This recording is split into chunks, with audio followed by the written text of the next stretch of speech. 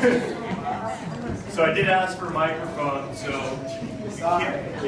Sorry, it's got good acoustics. If you can't hear me from the back, the silence from the front means I'm not funny, so just don't worry about it.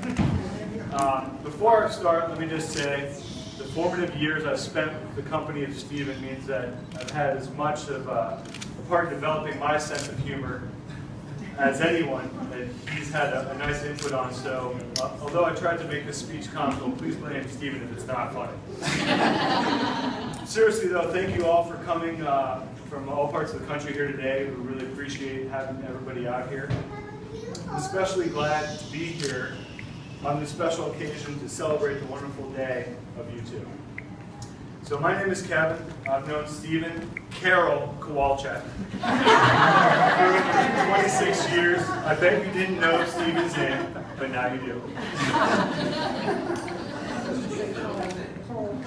He loves it, as you can tell. I first met Steven in 4th grade at Strathmore Elementary School. For those of you who didn't know,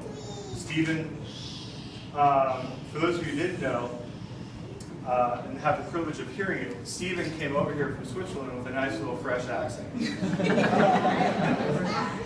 Steven made quick strides since his 4th grade debut. He beat Karan Bell. Now, if you don't know Karan Bell, in our recess races, Google image on your phone right now, Tommy Tiny Lister, and you know who I'm talking about. And he beat him in our recess races around the soccer field and held the recess race title for many days before Karan demanded a rematch where he kicked the shit out of him.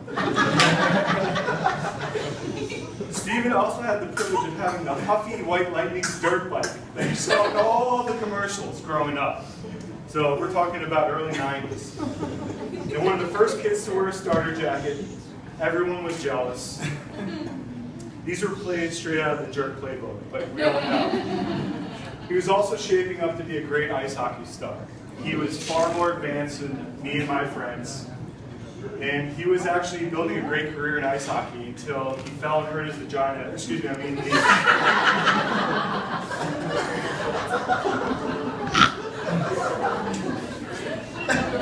We've been through many joint ventures together, all across the globe, which add up to a lifetime.